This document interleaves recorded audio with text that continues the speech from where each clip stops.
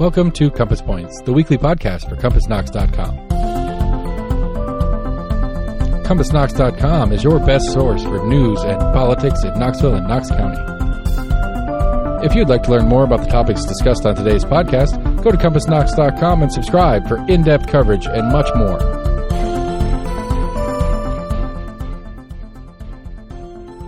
Welcome to Compass Points, a podcast about Knoxville and Knox County government, politics, business, education, other stuff as we see fit to report on it.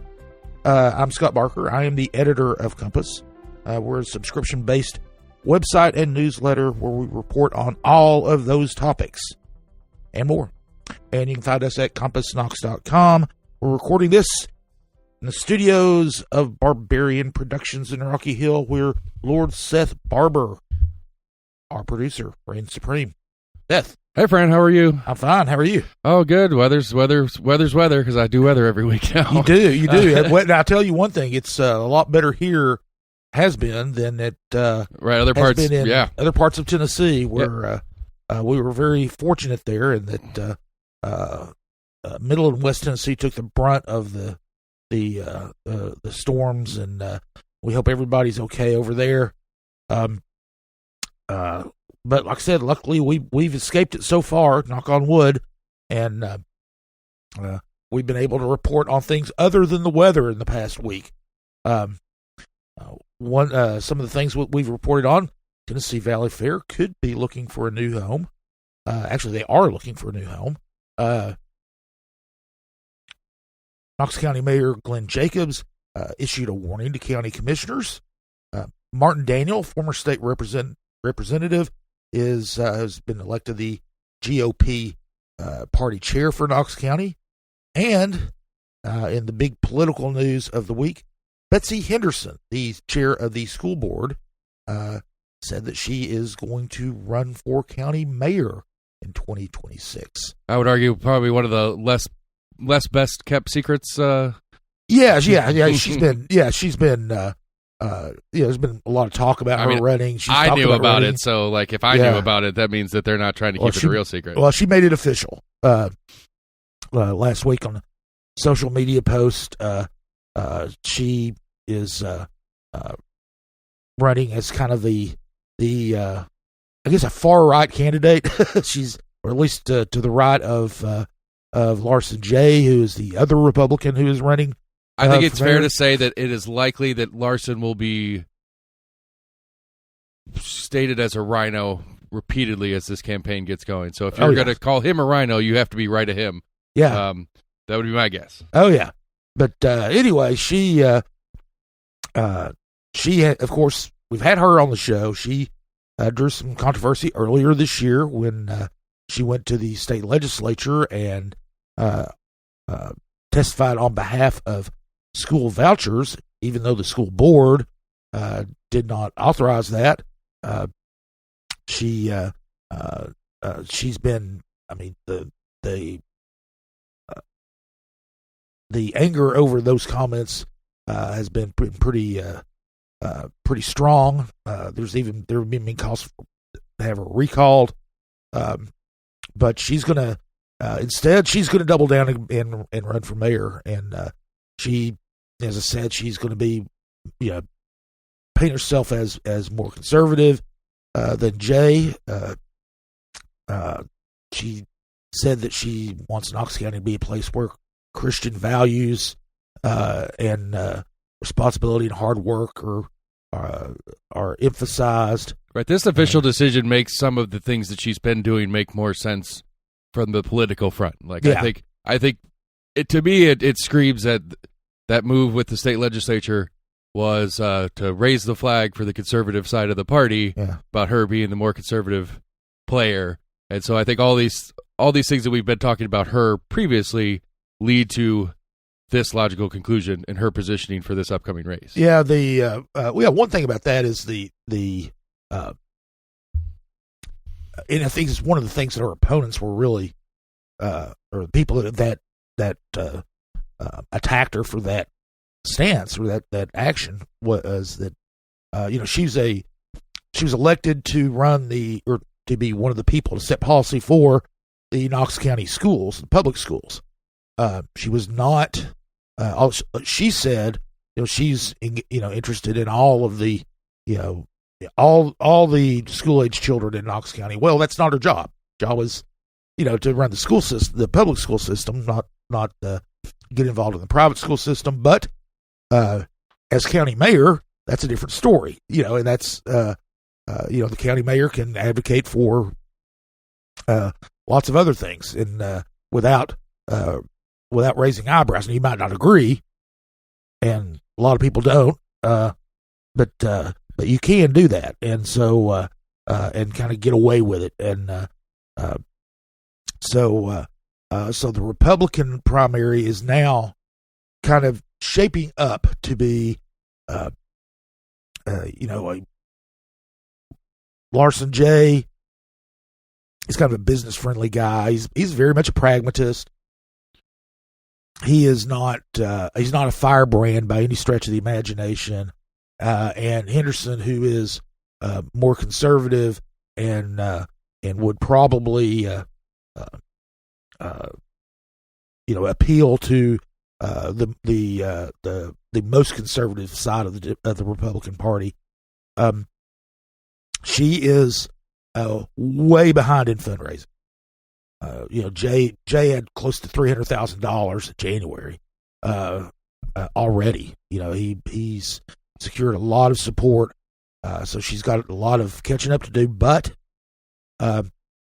she probably made a wise choice from that standpoint, and that she appointed Zane Duncan, who is former Congressman Jimmy Duncan's son, and the nephew of State Senator Becky Duncan Massey, and he is going to be Henderson's campaign treasurer.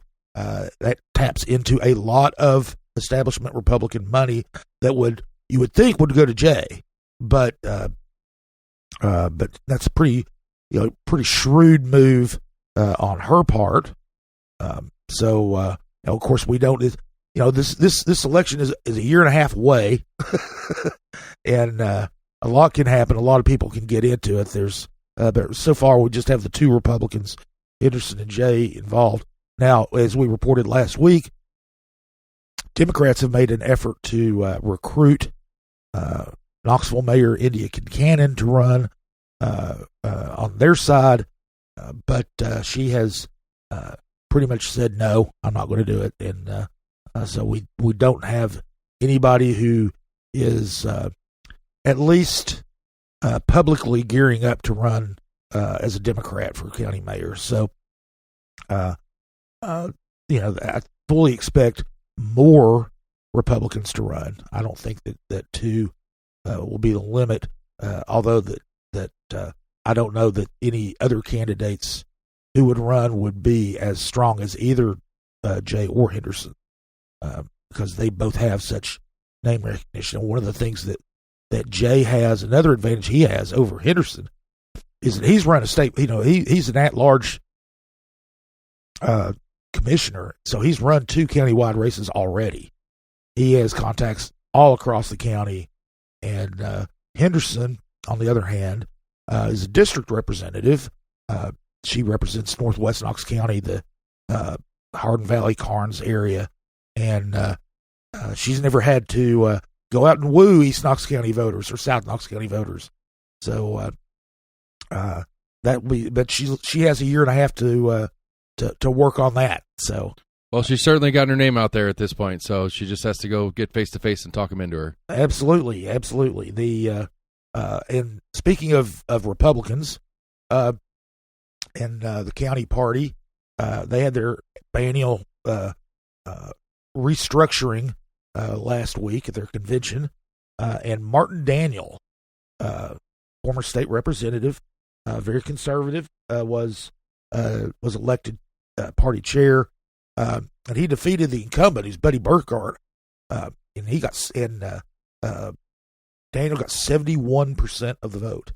So it was an overwhelming win for the conservative wing of the Republican Party. Burkhart was seen a little bit more of more of an establishment guy than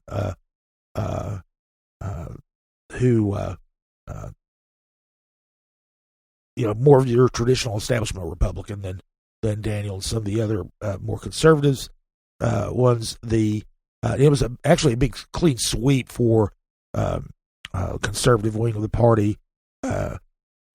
They took all of the leadership positions, and all of the winners, including Daniel, were backed by the Knox County Conservative Republicans, which is not the party; it's an organization that a sub party, if you will, a sub party that our friend Eric Wider, who's a very combative, very conservative political consultant, organized, and so Daniel.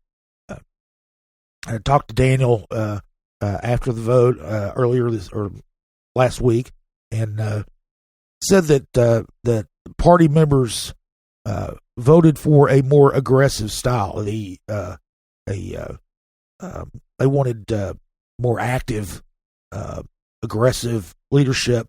That one of the complaints about Burkhart was that he was a little too laid back and kind of complacent, because of course the Republican Party holds almost all of the seats in Knox County, both in the local level and the state legislature. So it would be very easy for Republicans to get complacent, because they and most of the time when they win handily. So, but he said that they were going to be much more aggressive. The one thing that's interesting is that Wider, the political consultant, was one of the architects behind the Republican Party's foray into city politics a couple of years ago in 2021, when the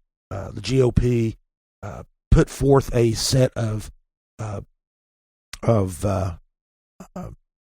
candidates that clearly identified themselves as Republicans in the nonpartisan city council races, and it was a big failure as far as the getting anyone elected.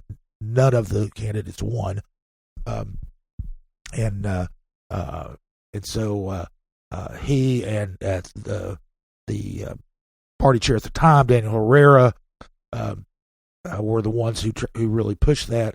I think that there was some feeling in some Republican circles that, hey, why do that? Because we don't win in the city, right? And they don't. I mean, the city voters are a majority of them, of the ones who vote Democratic, and they have for the last decade or so. Actually closer to 2 decades.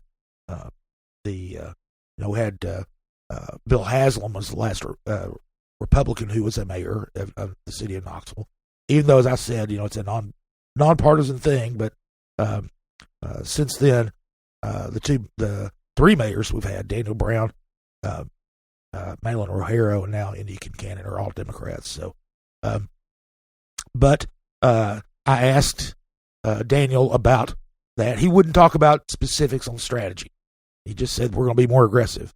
But he did say that that the executive committee would discuss what to do about the city elections. Now, I don't know if they still have time to get involved in the city election this year. Got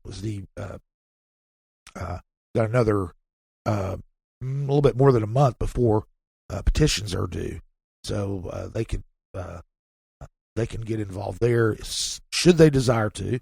Don't know if it would be on as visible a level as they were. I mean, one of the things that Wider likes to say is, the Democrats are involved in the city races, which is more or less true. I mean, everybody knows, or they pay attention to politics and what's going on. They know, which candidates are Democrats and which are Republicans, and most, a vast majority of city council members are Democrats of some sort. And to be fair to Eric on it, is there are operatives, for lack of a better word, that work for the county Democratic Party, who work for campaigns for city races and stuff like that.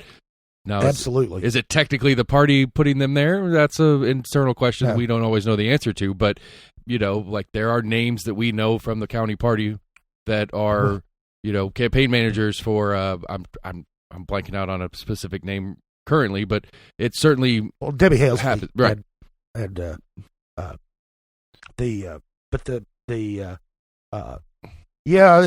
key difference there is those candidates don't run. They don't make a big deal out of being Democrats, and because it is a nonpartisan race, when you go in the ballot in to vote in a city election, there is not a D by anyone's name. There's not an R by anyone's name, and so and there's not the strategy of we are a group working together to one end of all the different quote Democratic candidates like the Republicans did in that prior city election with Wider and Herrera's efforts. True, they tend to run more independent campaigns. There's not a whole lot of or doesn't appear to be a whole lot of coordination between candidates for city council.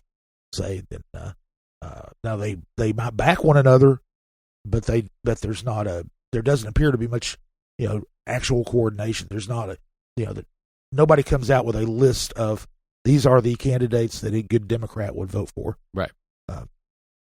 Which is what happened in 2021 on the GOP side. But things are things are more partisan all across the country, and that trickles down to the local level as well. And so we could very well have a lot more partisan activity in city races. So that is certainly a possibility. I would not be surprised if it does indeed happen. If not this year, 2 years from now, when the mayor's race, the mayor's office will be on the ballot. So the city mayor. So speaking of mayors, but this one is the county mayor again, Glenn Jacobs. He took a rather unusual step this last week, and he wrote a letter to county commissioners, basically warning them that they need to pay attention when they do zoning votes. The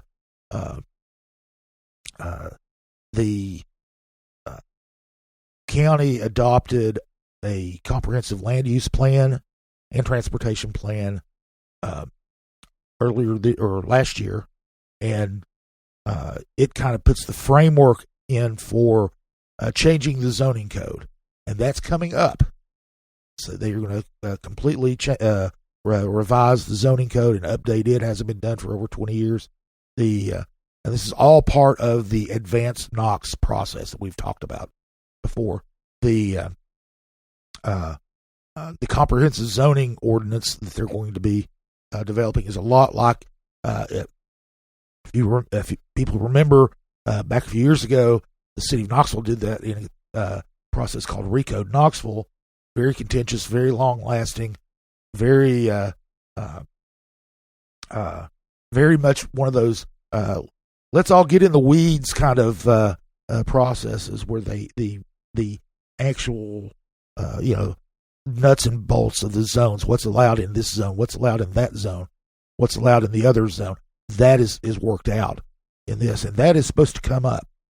Jacob's beef with the county commission is they've got the land use plan, but his beef is that he thinks that they disregard that land use plan, which is in effect when they're making their zoning decisions now under the current and zoning code that's going to be changed. There was one case last month where county commission, a developer wanted to build a subdivision in the urban growth area, which is designed to have more density and more intense development than the rural areas, for example. And he wanted this developer wanted 6 dwelling units an acre. The some on the commission, particularly Adam Thompson, argued back down that it needs to be the density needs to be smaller, and they wound up going down to 2 dwelling units an acre. Developers said, "Hey, I can't even build. We can afford to build this," and they passed it anyway. And so that appears to be one of the triggers for Jacobs on this. Jacobs, of course, is very pro-development.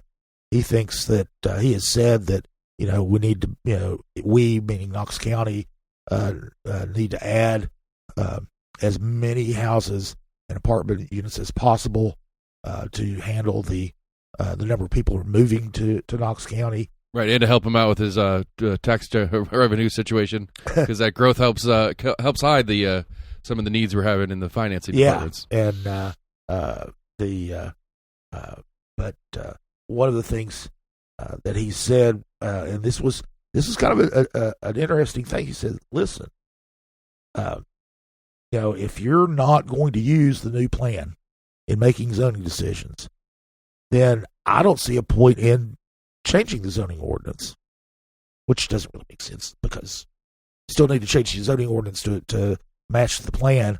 But he was he basically is threatening to not go through that process. Well, but basically, let me see if I'm understanding his take on it.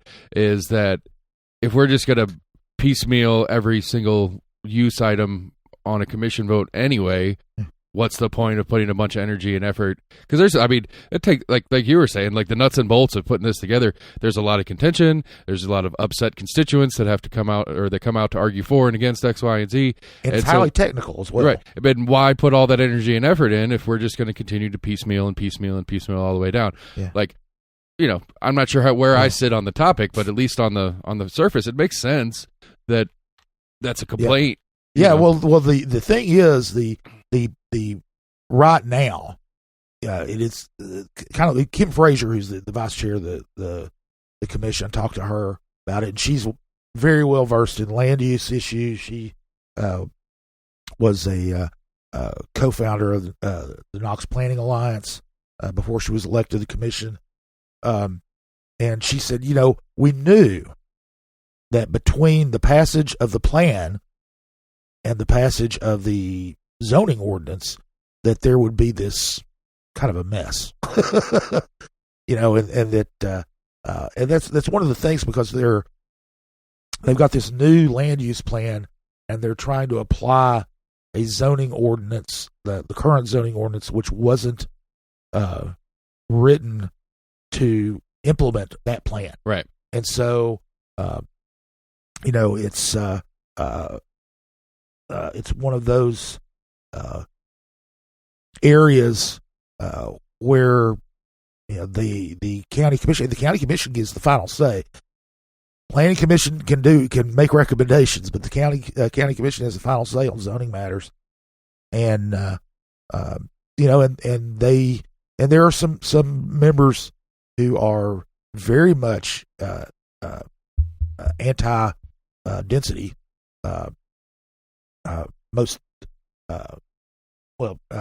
Thompson's one who isn't he's not the most ardent about it, but he is a farmer. He is East Knox County, doesn't want too much development to go into East Knox County.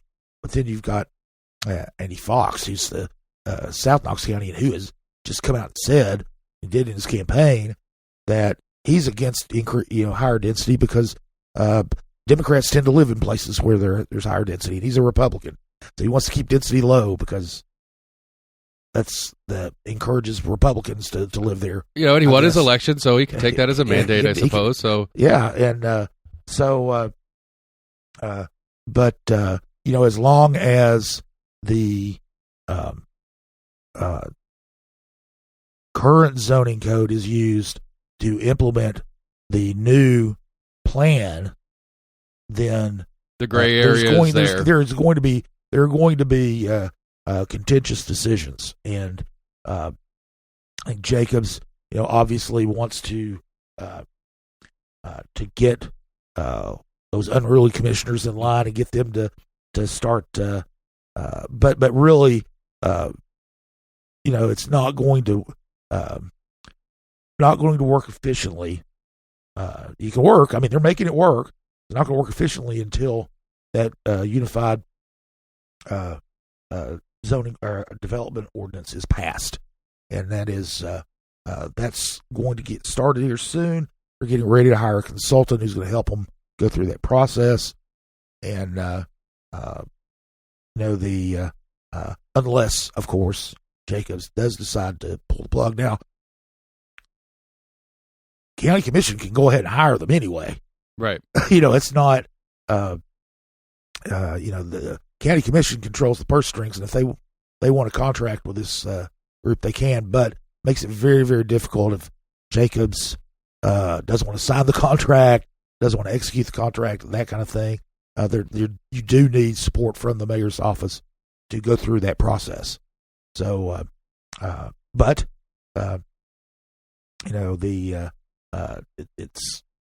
hard to say that how serious Jacobs is about pulling the plug on that process. I doubt that when push comes to shove, he would do that. Basically, because the county has already put in so much effort into Advance Knox. Those are sunk costs. Right. You got to go ahead and you think that they would want to go ahead and move through. Right, and if he wants what he wants out of the changes in zoning code anyway, that's how he gets there. Yeah. That'll be fun to watch.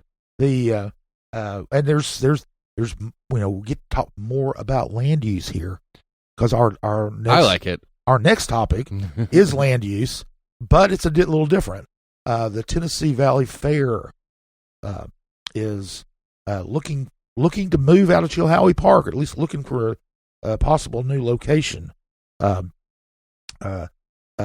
Scott Sokonski, I believe is how he pronounces his name, is the executive director of the fair. He said that he went to county commission and gave them a presentation about all the things the fair does. The things they do 365 days a year, not just the 10 days the fair is open in September. But then Frazier, the commission vice chair, asked him about moving out of Chilhowie Park, and he said, "Yeah, we're looking at that." And they've been actually working with Knox County and the University of Tennessee to try to find a suitable location for a year-round agricultural fairgrounds kind of place. They haven't found one yet, but looking there with the idea of eventually moving out of Chilhowie Park, which has been the location of the fair since practically since James White founded the city. No, but over 100 years. So, the city has come up. They've come up with a master plan they did several years ago. I mean, this master plan's been completed for a while. The master plan would for Chilhowie Park makes it more of a park, because technically it's a venue. It's not really a park, but it'd be more of a park where people could go day in and day out, and not just for special events at Chilhowie Park or at the Jacob Building or Golden Gloves Arena or the zoo. Make it more of a place where people would go with, and kids can play, people picnics, all that kind of stuff, and which would kind of preclude the fair staying long term. Right. The city's plan is to kick them out, sort of. Anyway, not kick them out, but it's not going to work. It's not going to be a workable space from what they've been used to be using once as the city makes not under that plan. Right. And that's long term. That they haven't really done much on that plan. Another thing the city's done is the area that has always been called the Midway, which is on the south side of Magnolia Avenue. The park, Chilhowie Park's, the bulk of it is on the north side. That's where the fair actually is held. but the midway portion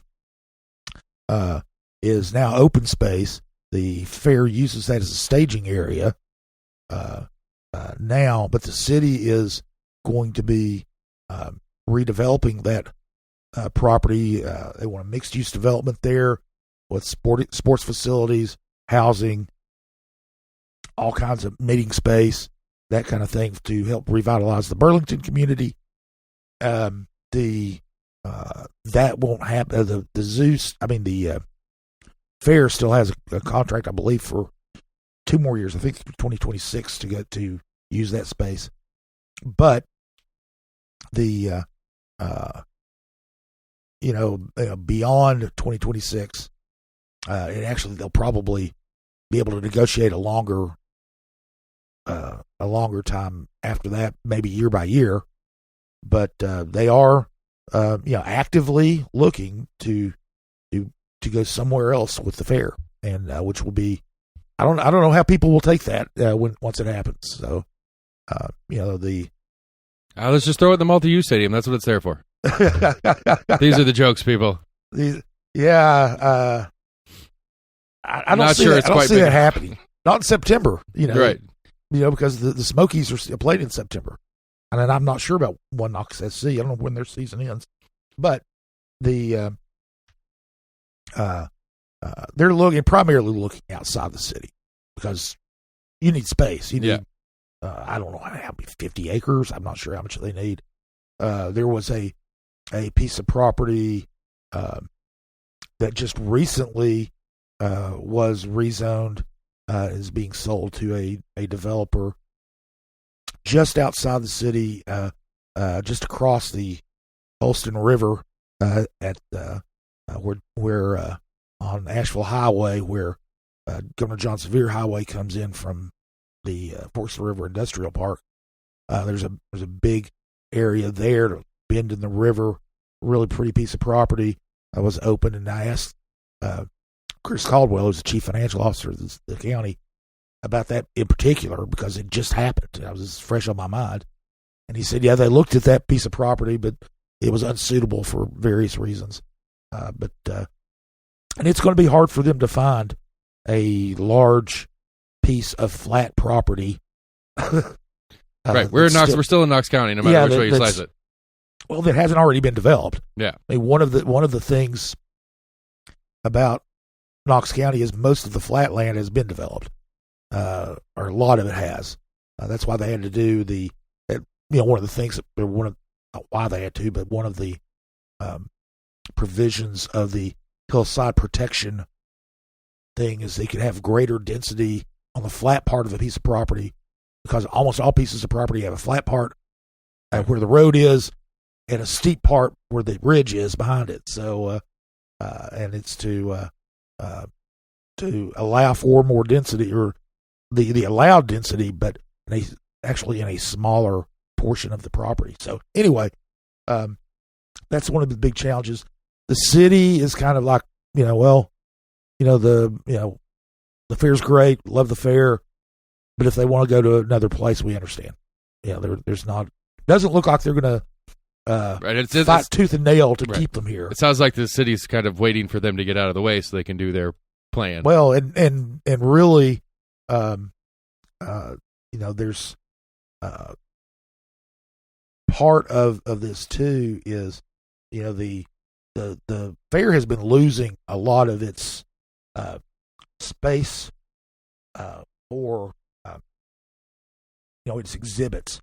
They have 2,500 livestock exhibits every year at the fair, 3,200 agricultural competitions, at those big pumpkins and such. So they've got less space than they used to have, and the city, I don't know if they'll have, they may have, other than the fair, the Jacob Building doesn't get as a lot of use. It gets some important, and that's where remote area medical does their free clinics. I mean, it's still needed, But you don't know what the city's, if it wasn't needed for the fair, what the city might do with it.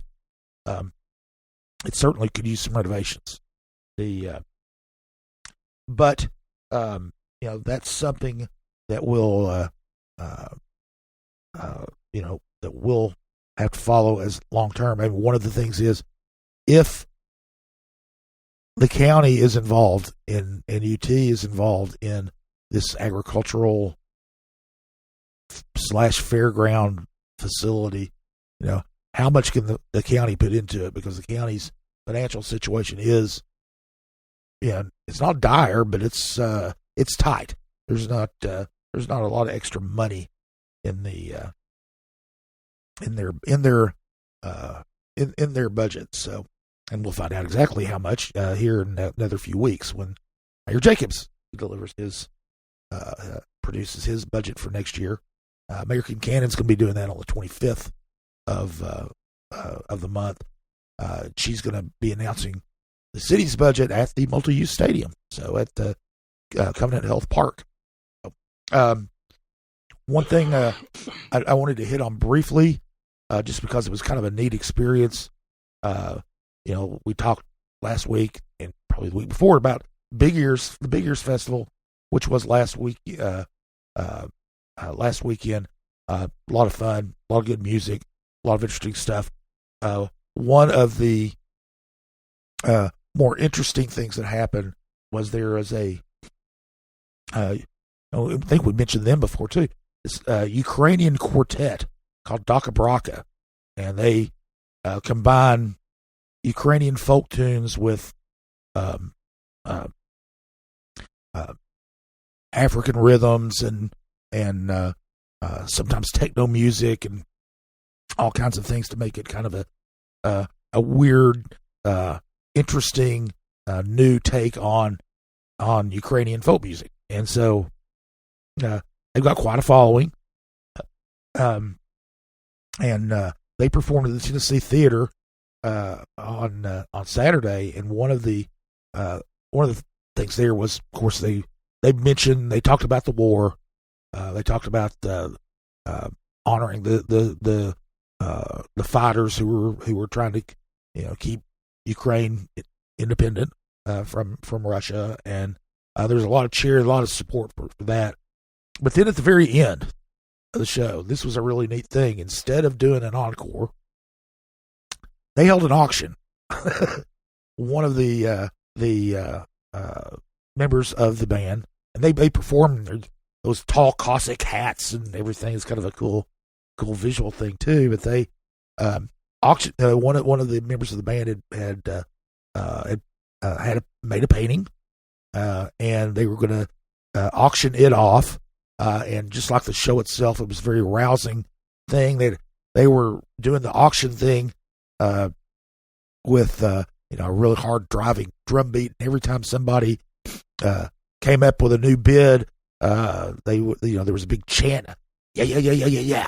Just this big Ukrainian thing, and it's kind of interesting. There was the winning bid was for $3,000 from somebody named Alex. We didn't get his last name, but he was up in the balcony, and all of the funds, the proceeds, are supposed to go to medical charities in Ukraine, where, of course, the need is very great. Anyway, that was kind of a neat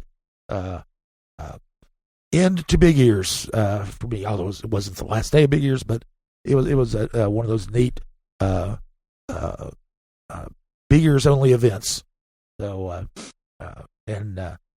that's kind of our report from what went on last week. Next week, or this week, on the civic calendar, we've got the school board meeting to go over their to review their agenda on Monday to Thursday to actually vote on the said agenda.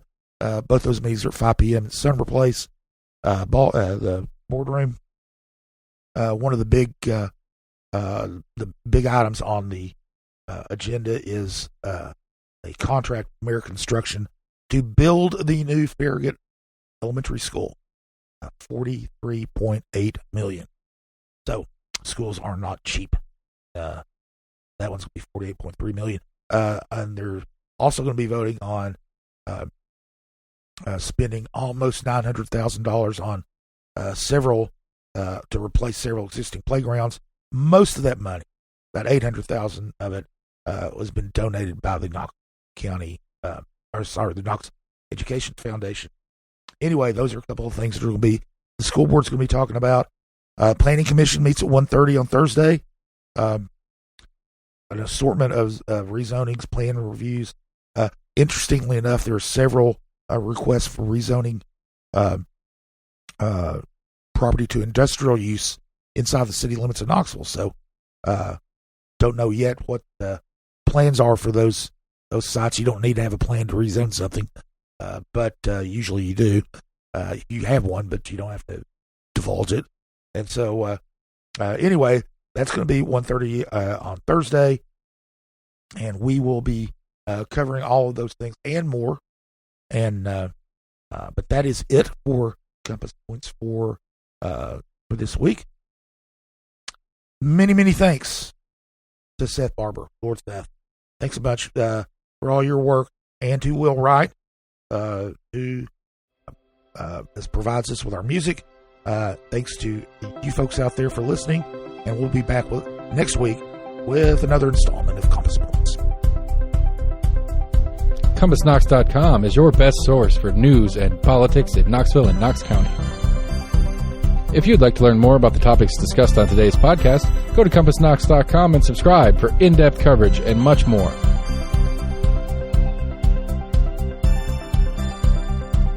And many thanks to William Wright for composing our theme song. Compass Points is a partnership of Barking Shark Media and Barbarian Productions, and recorded by Lord Seth A. Barber at Barbarian Studios, Knoxville, Tennessee.